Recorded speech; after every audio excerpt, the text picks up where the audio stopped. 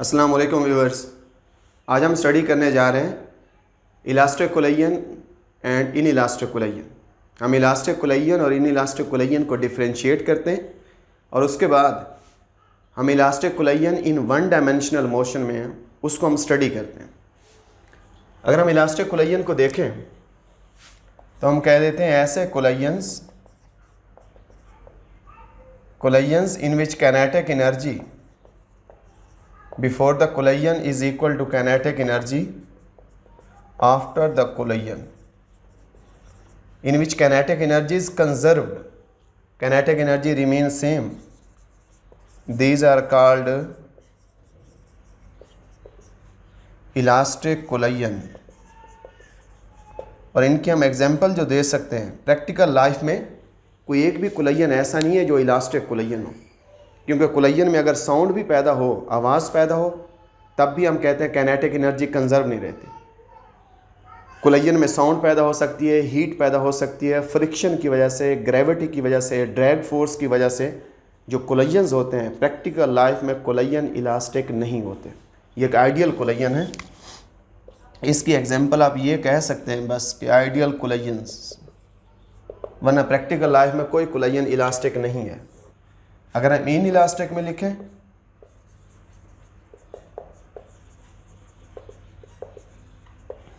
In elastic collisions कह देते हैं collisions in which kinetic energy of system is not conserved. These are called inelastic collisions.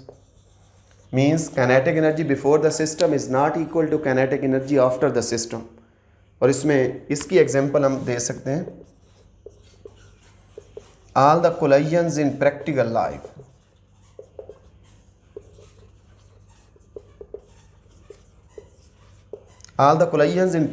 life are inelastic collisions। Kinetic energy, इसमें झगड़ा किस चीज़ का है? सिर्फ काइनेटिक एनर्जी का।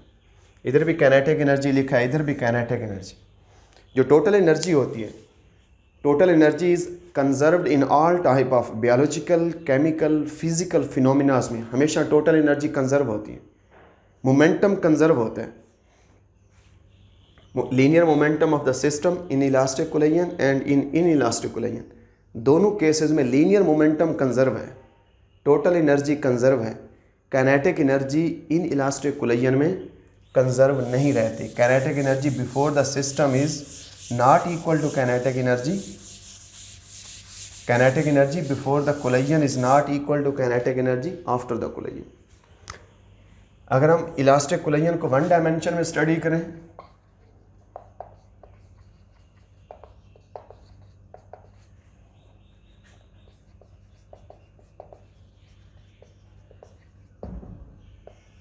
वन डायमेंशनल मोशन है, हम कहते हैं ये एक बॉडी मूव कर रहा है वेलोसिटी v1 के साथ, एक दूसरा बॉडी इसी डायरेक्शन पे मूव कर रहा है वेलोसिटी v2 के साथ। तो कोलिजन के वक्त अगर आप देखें जो इसका इनिशियल मोमेंटम है वो किसके बराबर है? m1v1 plus m2v2। अगर मैं इसकी इनिशियल काइनेटिक एनर्जी को लिखूं, यह है हाफ m1v1 स्क्वायर, इसकी काइनेटिक एनर्जी प्लस इसकी m2v2 स्क्वायर। ये momentum of the system before the collision है, ये kinetic energy of the system before the collision. अगर कोलिजन के बाद ये दोनों बॉडी फिर ये सेम डायरेक्शन पे मूव करते हैं,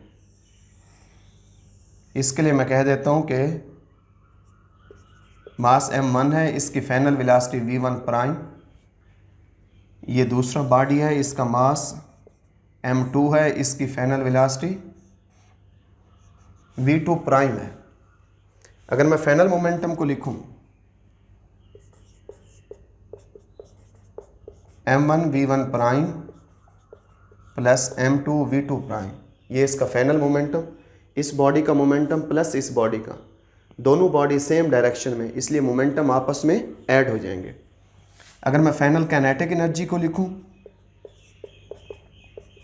इस बॉडी की kinetic energy m1 v1 prime का square plus half m2v2 prime का स्केयर। अब हमें पता है कि as by conservation of linear momentum, as by conservation of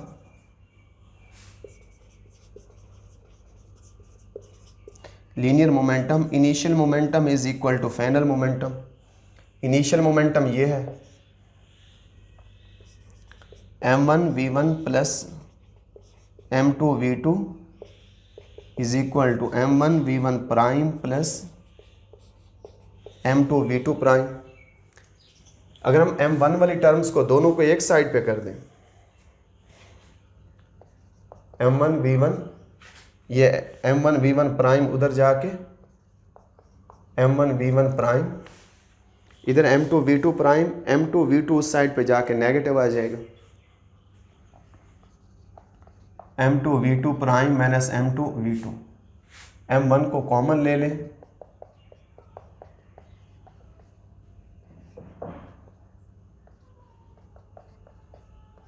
अब इसको इक्वेशन 1 कह दें। हमने law of conservation of linear momentum की मदद से ये वाला फार्मूला डिराइव किया, क्योंकि ये इलास्टिक कोलिजन है, काइनेटिक एनर्जी कंजर्व रहेगी। एज फार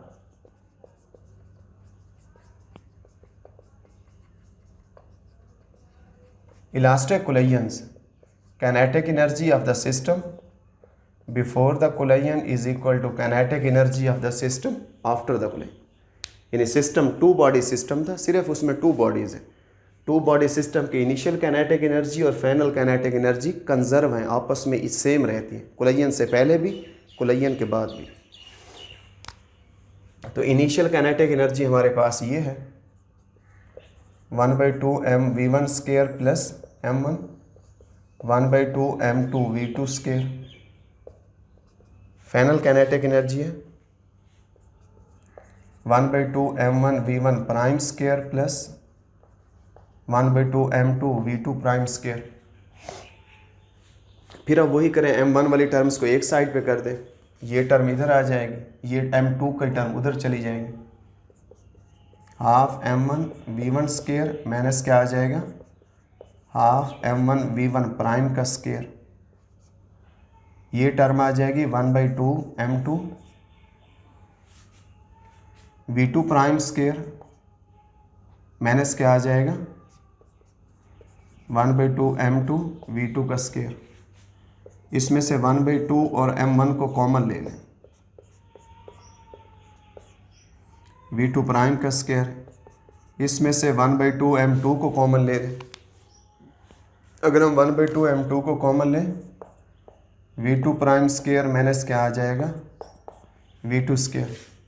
ये 1/2 इससे कटेगा, यहाँ पे हम लिख देते हैं m1, इसको a square minus b square के फार्मूले से मैं एक्सपेंड करूँ तो क्या आ जाएगा a plus b multiplied by a minus b।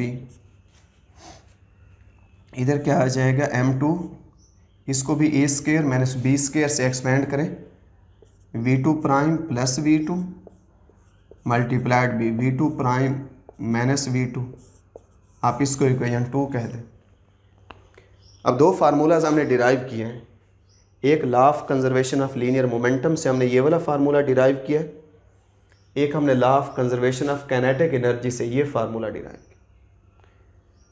इन दोनों को डिवाइड कर देते हैं, dividing equation 2 by equation 1।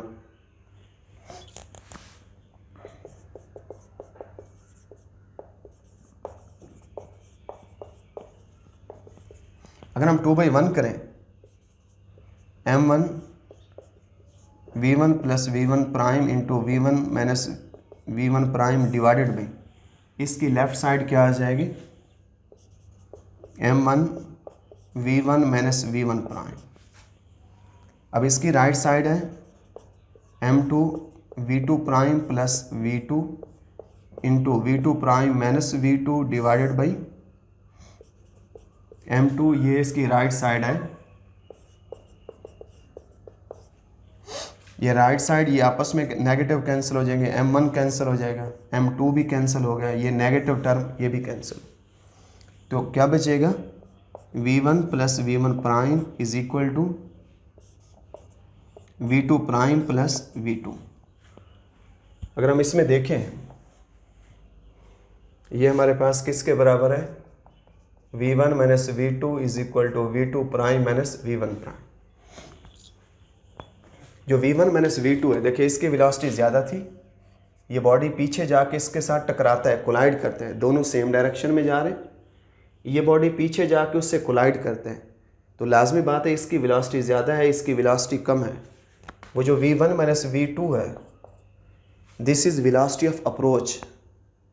Collision से पहले उसकी वेलोसिटी ऑफ अप्रोच ये है, this is the relative velocity before collision.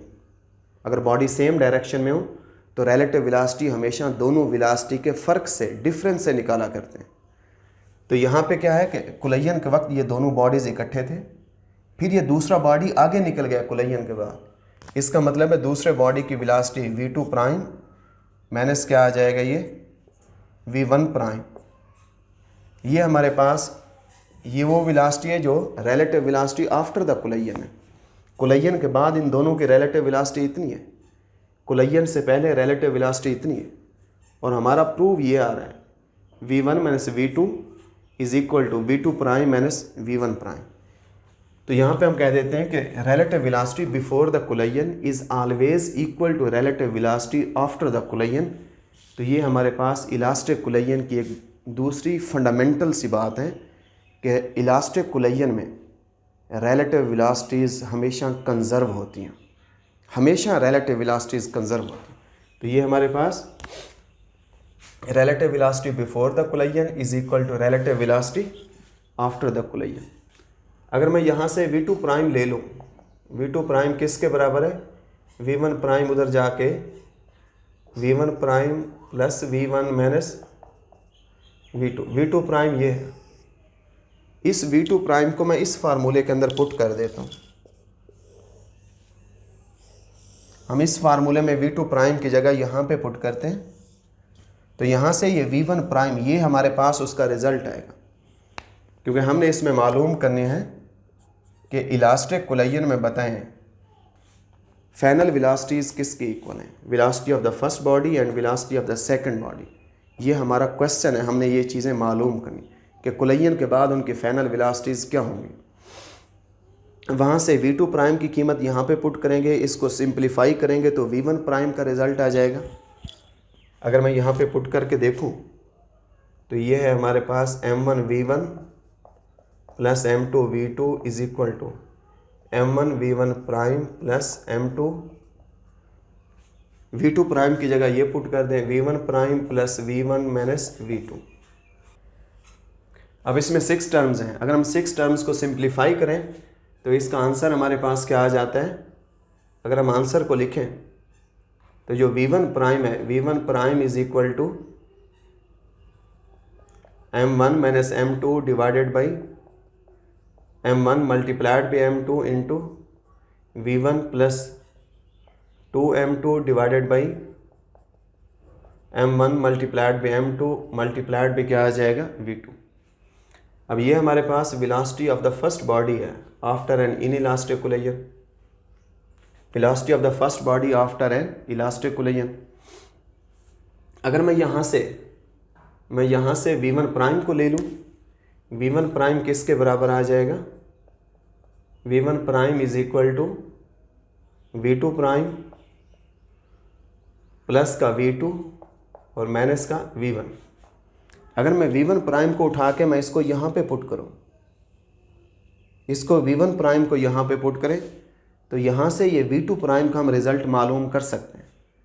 तो v2 प्राइम किसके इक्वल आ जाएगा, v2 prime is equal to, इसको हम सॉल्व करें तो इसका रिज़ल्ट आ जाएगा 2m1 v1 divided by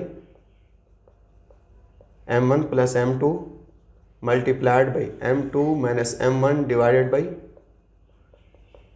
m1 plus m2 into v2। ये final velocity of the second body है आफ्टर एन इलास्टिक कोलिजन। तो आज के टॉपिक में हमने ये देखा है कि हमने इलास्टिक कोलिजन और इन इलास्टिक कोलिजन को आपस में डिफरेंशिएट किया है, और डिफरेंशिएट करने के बाद हमने इलास्टिक कोलिजन को 1 डायमेंशन में स्टडी किया है। हमने ये चीज़ प्रूव किया है कि जितनी relative velocity before the collision होगी उतनी relative velocity after the collision होगी। जितने वेलोसिटी के डिफरेंस से बॉडी एक दूसरे के करीब करीब आएंगे उतने वेलोसिटी के डिफरेंस से बॉडी एक दूसरे से दूर दूर जाएंगे after the collision. Means velocity of approach is equal to velocity of separation. और उसके बाद हमने v1 प्राइम और v2 प्राइम इन दोनों बॉडीज़ की फाइनल वेलोसिटीज़ को मालूम किया, वो उनके फाइनल वेलोसिटीज़ के फार्मूलाज। आप इनको स्टडी करें, आप इसमें देखें, डिटेल में आप पढ़ें इसको। अगर कहीं कोई प्रॉब्लम आता है आप कमेंट्स करें, इंशाल्लाह प्रॉपरली आपको उसका आंसर दिया जाएगा। Thank you so much.